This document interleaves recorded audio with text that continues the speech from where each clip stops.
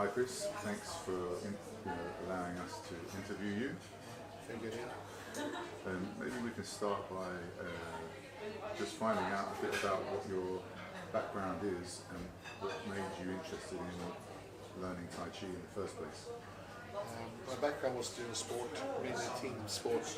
Brought up in a family, both parents did team sport. After many years done sport, semi-professional, professional level, I saw an article in the Swedish fight magazine about the Tai Chi gladiator, and always been interested in martial art, and friends who did other combat sport, and I've done some bodyguard course before I started doing the Tai Chi. Okay. So, were you working in security before you started Tai Chi, or had you just done the bodyguard training? I did some security, not full time. Got other profession on the side, so mainly the course got me into. Okay, so you're doing part-time security? Yeah.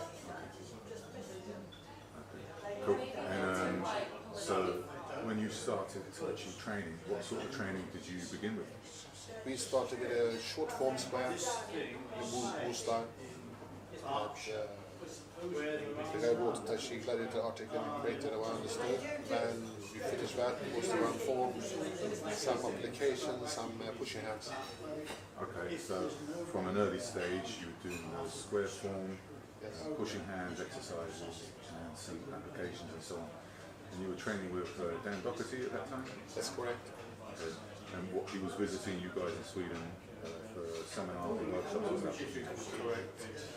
Always a week in the summer, and him teaching from beginners to advanced level. Was still very new in Sweden, 1994. 1994, yeah. So you were still playing competitive ice hockey, right? Yes, I did. And did you notice any difference in your play or anything? True. I noticed massive difference as I did a square form before as a warm-up. Did a bit jog around before the games, yeah? Before the games I did square form. I went for a jog, found some place to stretch, and I practiced movements of the form I know, the square form, and that helped me with body coordination, focus, calmness, and eye coordination, I guess. And eye coordination as well, yeah? Because you're a goalkeeper, right? So that's one of the more important things for you. Yeah, that's number one. Calmness, confidence, and eye and hand coordination. How long did you spend in Sweden training in Tai Chi? From 95, I think, to 2000. I did three or four workshops in the summer with that. 3 or 4 summer workshops with Dan Doherty, yeah? Yes. Nice. And then, obviously, you came to the UK afterwards. Yes. And you started to train with us. Yep. Did you notice any difference to the type of training? I went once to Budapest for European Union meeting, and it was the first time I trained Tai Chi outside in an open place with a different style, and it was different. Right. But I come to England and So that was training with other Tai Chi people from different styles? Yeah, different style, different experience. And then when I come to train you guys, different more focus on practical applications, not just do them for the sake of it. Yeah. Not just going through the motions. Exactly. And also the pushing hands was totally different, much more realistic for the profession as security, bodyguard, bouncer. Yeah, so I wanted to ask you, so from then on, I mean, I know about your training history, and I know you trained quite hard and you went into certain competitions around that time, and you started to do door work and security work around London at that time, right? And then the first few years that you came to the UK.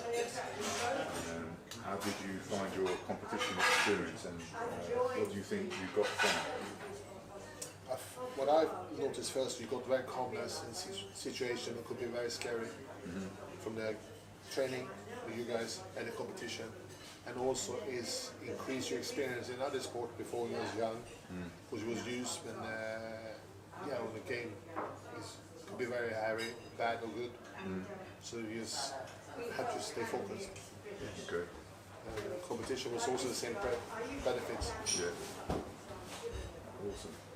And so what kind of security work were you doing in the first few years? I did worked as Spinner Rhino. I worked in nightclubs. One was Hippodrome. Was well known for a lot of travel on Saturday nights, R&B, and some nightclubs also. So I did a lot of work around London, central London, and outside Scotland. You know, like in Bournemouth or Finchley Central and Harrow on the Hill, and a lot of them places. They always know you was the foreign guy, so they know that you was the one by yourself there, you know, even if it was a team. Okay. And so yeah, different types of venues, nightclubs, pubs, all that kind of thing. Yeah. Okay, cool. So, did you have any moments during your working experience where you felt that your Tai Chi training or practice was helpful? Yes, it was helpful when you need to walk around dance floors, a crowded area, and there's a lot of people. So you just be aware what happened around you, be aware to not maybe bounce people too much, you just be smooth, not create the friction with different groups. Pick a situation before it happened, that part was made you aware. And also when you could have a situation after work sometimes when someone tried to maybe come over, try to empower their authority of this venue, where you would keep you calm, or even if you was really nervous, you could keep your poker face and keep your calm. So you were talking about sort of when they rush the door and so on. So for people that don't know, that's when lots of different guys just attempt to enter the venue without specific permission. And also, you need to refuse people at the venues, certain dress codes, certain guests and customers that wanted. Some of us wanted to. Sometimes, you know, you had colleagues who was up to some less good things, and you need to just grab the opportunity or be there on your choice. You need to stay in the situation and. Okay, so it helped with the nerves, helped to face difficult situations in a calm manner, right? Yes. Yeah.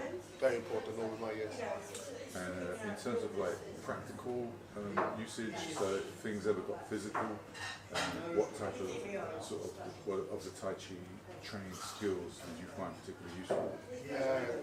Useful a lot of push your hands exercise. I think push your hands is underrated when it comes to security work in the groups, on the venues, on the doors.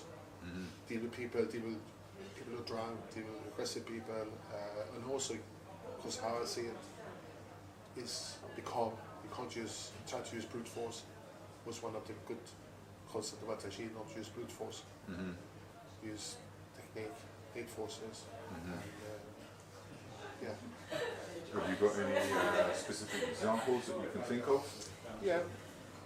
One situation was done when it called Sickness in Houston. I did a lot of training for my competition.